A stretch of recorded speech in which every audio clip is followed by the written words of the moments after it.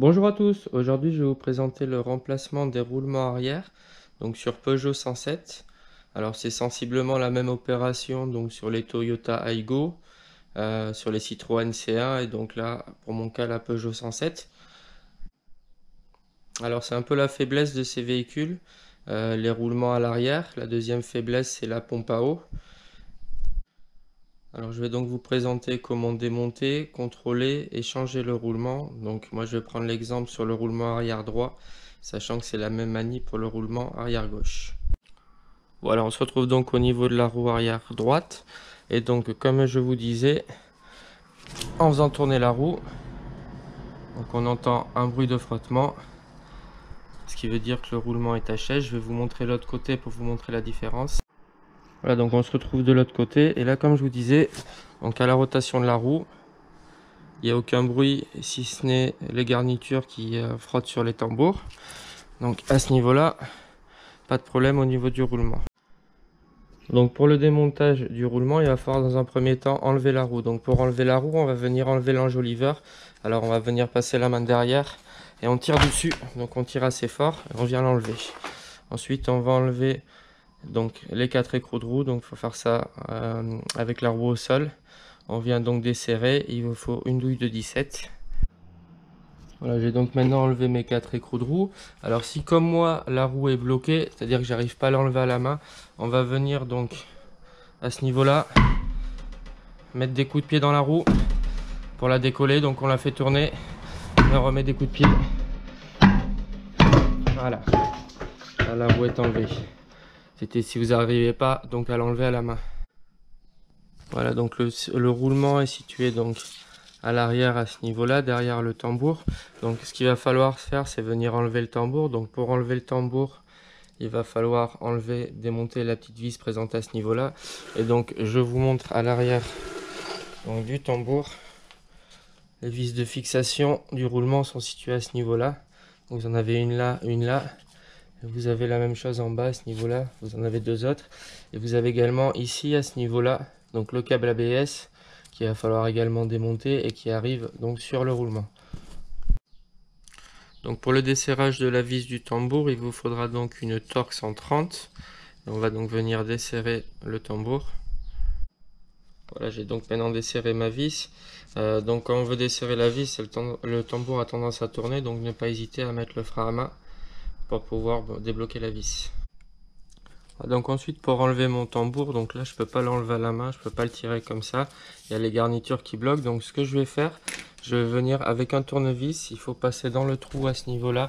Alors je peux pas trop vous montrer, mais vous avez une molette de réglage qu'il va falloir venir, donc elle est à ce niveau là dans le trou, j'arriverai pas à vous la montrer, donc il va falloir venir la faire tourner pour resserrer les garnitures et donc permettre de sortir le tambour plus facilement.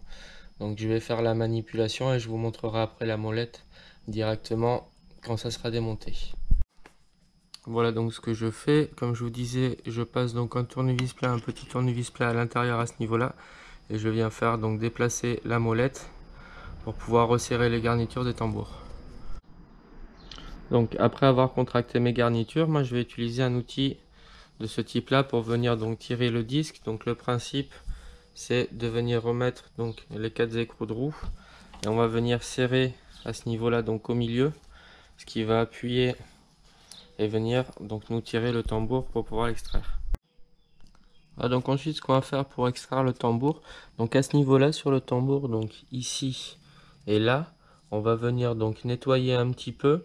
Vous avez un filetage qui est derrière, donc on va venir mettre une vis ici et là, serrer les vis, ce qui va nous permettre de pouvoir reculer le tambour. Au préalable, ce qu'on fait, on va mettre, étant donné qu'il y a un peu de rouille, un coup de nettoyage ici tout autour pour faciliter donc l'extraction du tambour.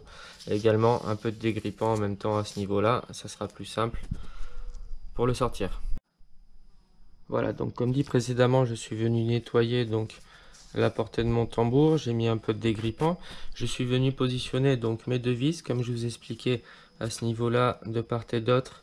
Donc c'est des vis diamètre 8 avec un filetage normal. Alors ce qu'il faut au niveau des vis, étant donné que le filetage est vraiment au bord ici, il n'y a pas beaucoup de marge, donc il faut une vis comme ça, une vis où le filetage commence dès le départ. comme ceci. Et donc à contrario, il vous faut pas une vis de ce type là où vous avez la première partie où il n'y a pas de filetage. Donc on vient positionner les deux vis et on va venir donc les serrer. Donc on commence par en serrer un peu une, on continue sur l'autre, on fait ça progressivement, ce qui va avoir pour effet de venir décoller le tambour. Voilà, donc comme je vous disais, en serrant, donc on bloque en même temps la rotation du tambour. Et là on peut s'apercevoir donc que le tambour est en train de se décoller. Donc on serre un peu de ce côté, un peu de l'autre. Et ensuite on va pouvoir venir donc retirer le tambour. Et donc une fois mon tambour décollé, je n'ai plus qu'à venir le tirer vers l'arrière. Donc pour pouvoir l'enlever, voilà, et avoir accès derrière au roulement. Donc voilà, le roulement c'est cette pièce-ci. Donc comme je vous disais, on y a accès donc à l'arrière par les 4 boulons que je vous ai montrés. Et donc on va venir démonter l'ensemble ici. Donc première étape pour le démontage du roulement, comme je vous ai dit, on va venir enlever le capteur ABS. Donc pour ce faire, il va vous falloir du torque 130. Donc on vient desserrer dans le sens inverse des aiguilles d'une montre. Alors c'est pareil, il ne faut pas hésiter à venir mettre un coup de nettoyage à ce niveau-là, un coup de dégrippant aussi, pour pouvoir retirer plus facilement le capteur, donc la connectique. Bon, donc après avoir retiré donc ma vis, je viens donc enlever mon capteur. Donc il faut le tirer. En même temps, on le fait bouger de haut en bas pour pouvoir le sortir. Donc on le tire bien vers l'arrière. C'est un peu long. Voilà, là il est sorti.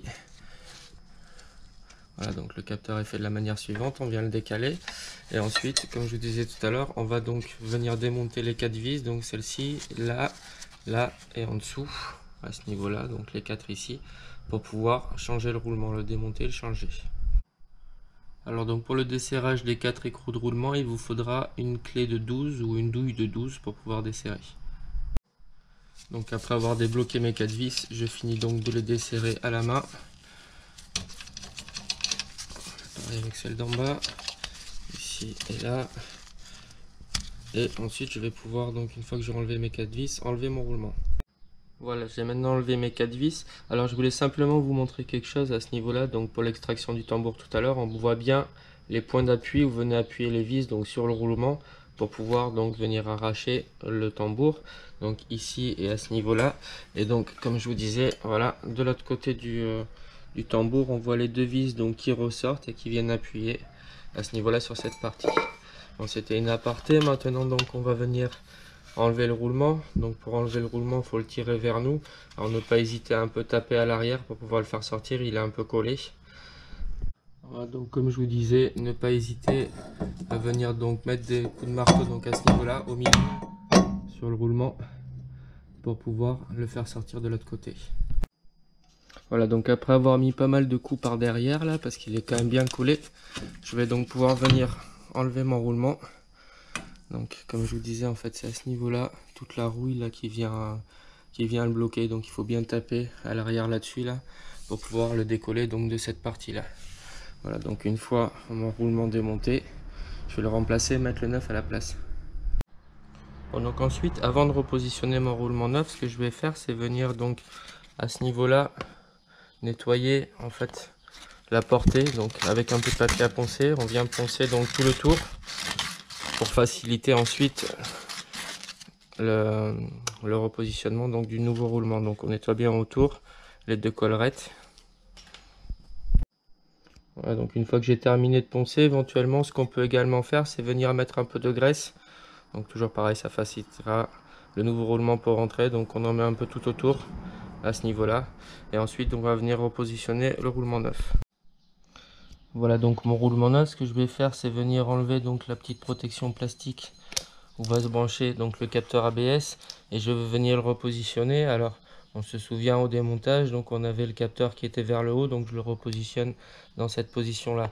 Alors au niveau du roulement, sur celui-là quand on le fait tourner à la main, ça fait des points durs, des résistances, alors que celui-là, la rotation est uniforme, donc on se rend bien compte que l'ancien roulement était HS. Voilà, donc ensuite je vais venir positionner mon nouveau roulement. Alors ce qu'il faut bien faire attention, c'est à venir aligner donc à ce niveau-là tous les trous et également les aligner donc avec les trous de mon roulement. Donc je viens positionner mon roulement comme je disais avec le donc le contacteur, le capteur d'ABS vers le haut. Donc je viens le positionner comme ça, j'aligne tout et ensuite je vais venir repositionner donc mes vis à l'arrière.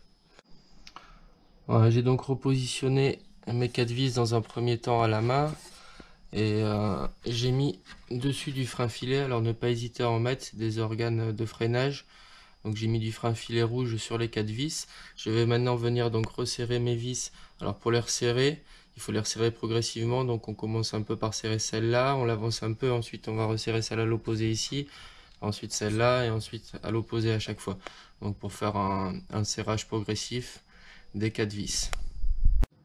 Voilà, donc après avoir resserré mes vis, donc mes 4 vis au couple, je vais venir donc, alors moi c'était fourni dans mon kit, je vais venir remplacer le petit joint présent à ce niveau là. Donc pour l'enlever on prend un petit tournevis, on vient remettre le nouveau à la place et ensuite on va venir donc repositionner le capteur ABS dans son logement. Donc on le met, on le fait rentrer et ensuite on revient mettre la vis donc à ce niveau là en Torx de 30.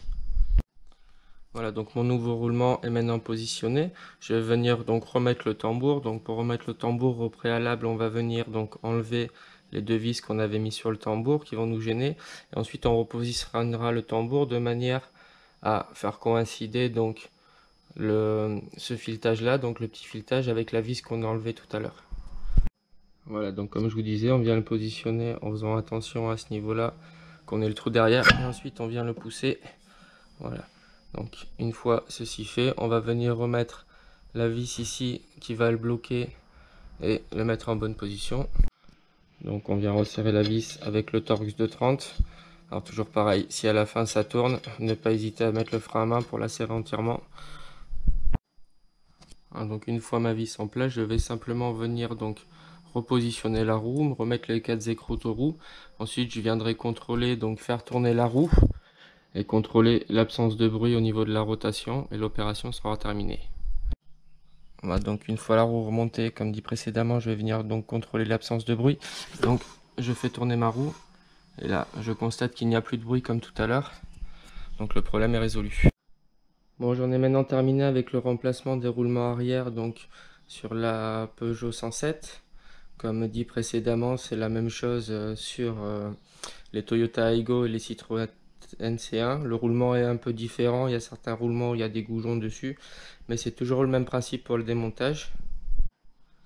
Les principaux symptômes du roulement arrière, c'était à partir de 50 km/h, un bruit de frottement, de ronronnement, un peu comme si on avait un pot d'échappement de moto.